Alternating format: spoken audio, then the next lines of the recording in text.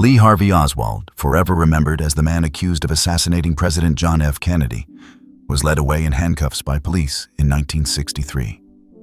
Just 2 days later, he himself was gunned down, leaving behind a wife and young children. From that moment on, his family carried the heavy burden of his actions on November 22, 1963, a legacy of infamy that shaped their lives from the very beginning. Yet, despite a childhood clouded by whispers and stares, these two women managed to carve out lives of their own. In this video, we explore whatever happened to Lee Harvey Oswald's children, how they coped with their notorious legacy, the challenges they faced, and the surprising turns their lives took in the decades after the JFK assassination. Born into infamy, Lee Harvey Oswald married Marina in 1961, and together they had two daughters, June Lee Oswald, born February 15, 1962, and Audrey Marina Rachel Oswald, born October 20, 1963. Baby Audrey, who would later primarily go by Rachel, was just 33 days old when her father was accused of killing President Kennedy and then shot dead on live television. In the span of 2 days, the Oswald children went from being ordinary infants to the fatherless daughters of America's most hated man. Their mother, Marina Oswald, was suddenly a 22-year-old widow at the center of a media firestorm. With her toddler June and newborn Rachel in her arms, Marina found herself pursued by reporters and haunted by her husband's infamy.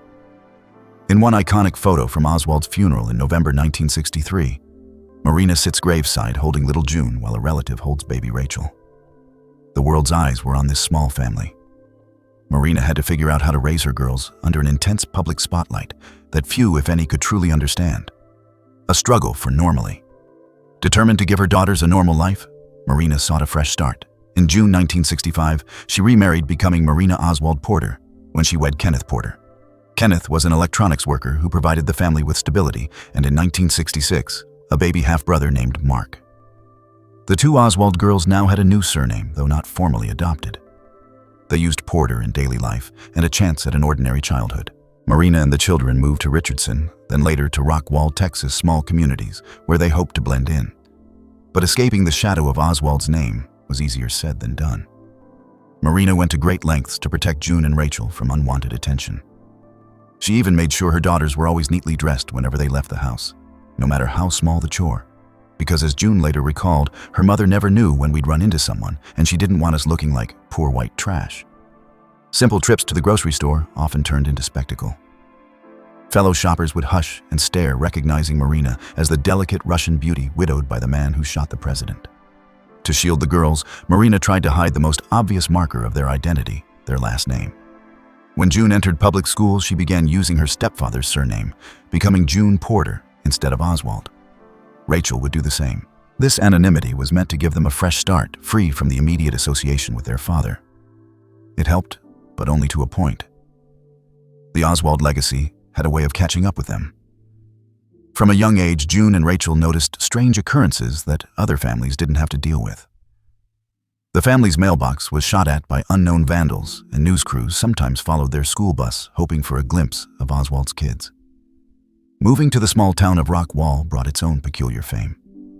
Everyone in town knew my mother, Rachel later recalled. And while most folks were kind, they were always whispering things about the family. Even Marina's private life drew public interest. Helicopters buzzed overhead during her quiet wedding to Kenneth Porter, turning the happy occasion into a media circus. Despite these challenges, Marina and Kenneth provided a loving home and tried to raise the girls like any other kids. At home, Lee Harvey Oswald became the elephant in the room that nobody talked about. Marina rarely spoke of her late husband as the girls were growing up. For years, June and Rachel lived an outwardly normal life. Birthday parties, school friends with no real understanding of the historical weight their family carried. By all accounts, the sisters' childhood was pretty normal most of the time.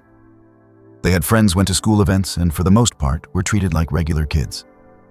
But there were moments, especially as they got older, when reality intruded in cruel ways, unwanted attention at school. When Rachel joined her high school cheerleading squad, a few hecklers in the stands would yell taunts like, "Your daddy shot Kennedy," or even, "Good thing your daddy's dead and buried."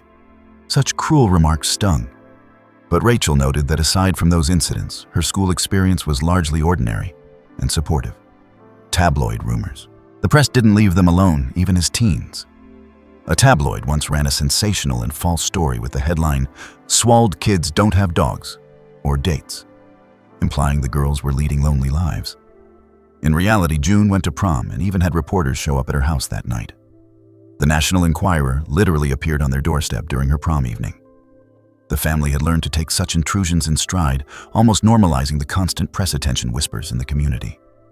In Rock Wall, neighbors might greet them kindly, but then gossip in hushed tones about their connection to history's most notorious assassin. The girls grew accustomed to living under a microscope, even if they tried to ignore it. Through it all, Marina instilled in June and Rachel the idea that they were not responsible for their father's actions. She wanted her daughters to feel normal and loved, not stigmatized. And for a time, the strategy worked. The girls truly didn't fully grasp how different their family was. That is until one pivotal day in the early 1970s, when the family secret was finally spoken aloud. Family secrets revealed. For almost a decade, Marina kept the truth about Lee Harvey Oswald largely hidden from her daughters. Oswald was a name spoken in headlines, not in their home. But as the girls grew older, Marina knew she could not shield them forever. One day, when June was about 9 and Rachel around 7, Marina decided it was time to tell them the truth. She sat her daughters down on their big green couch and gently explained that the man who had raised them, their beloved Papa Kenneth, was not their biological father. Their real father's name was Lee Oswald, and he had been accused of killing the President of the United States. This revelation hit the sisters hard. "I didn't know my family was any different until I was about 7, Rachel later admitted. Suddenly, so many puzzling pieces of their childhood made sense. The news cameras trailing their bus, the random violence toward their mailbox, the awkward questions from other kids. Did your daddy wow the president? All of it clicked into place once they learned who their father was. At home, even after this confession, the topic remained delicate. We rarely discussed Lee, Rachel said of their family life. Marina answered the girls' questions as best she could, but she also emphasized that they were not their father.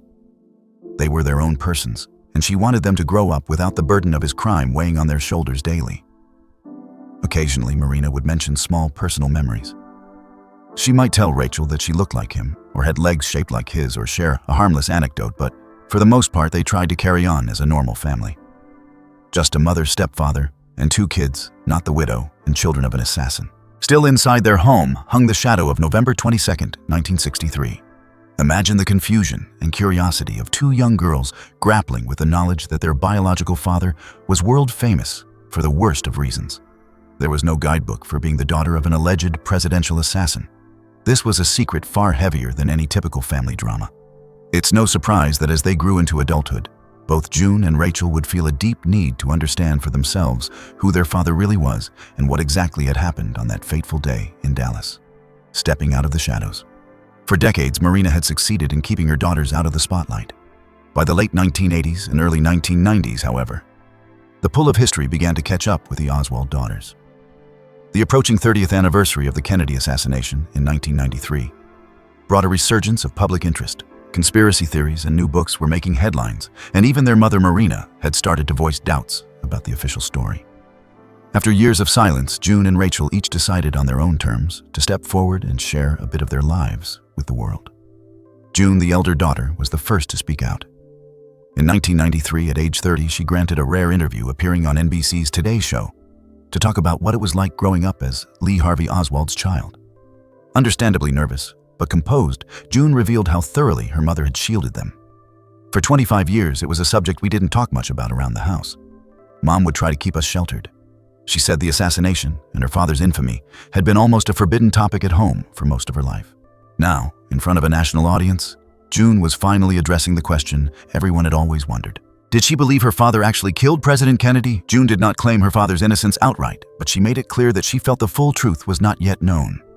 There's a lot of information that we'd like to get from me and my family, she insisted, suggesting that the case was far from closed.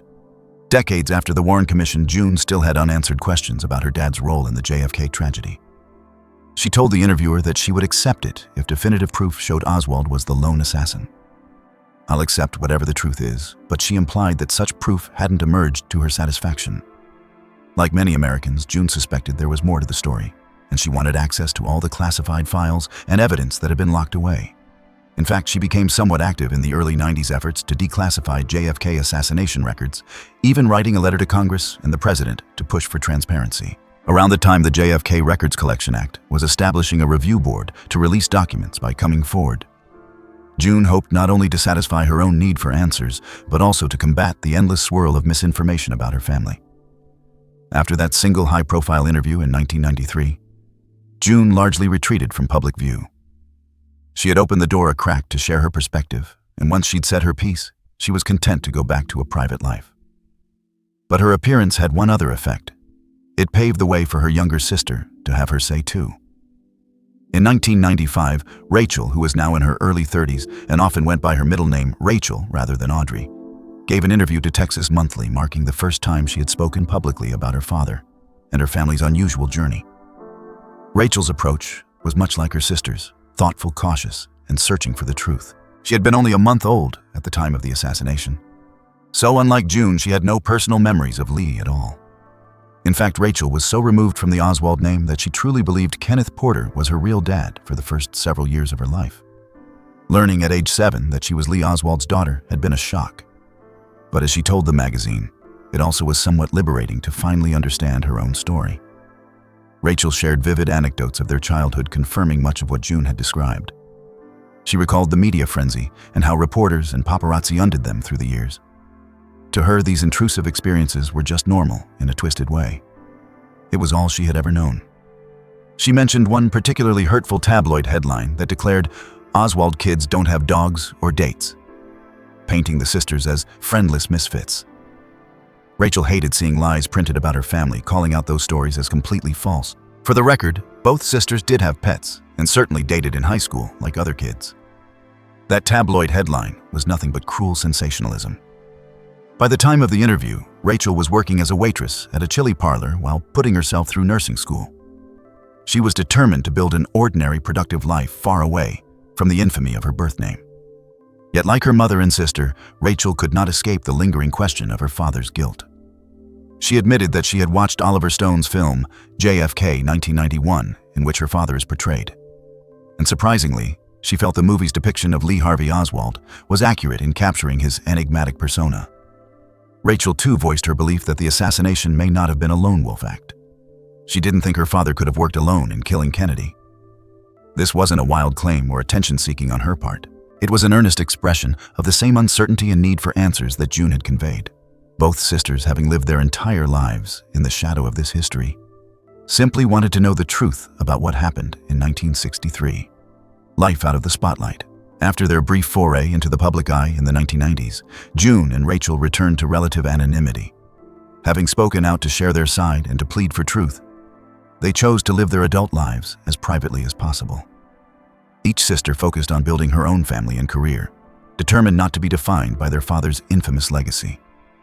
June, who had taken the last name Porter in everyday life, married and had children of her own in the 1980s. By the mid-1990s, she was a mother of 2 young boys and working in office administration. She was fiercely protective of her privacy, and especially of her sons.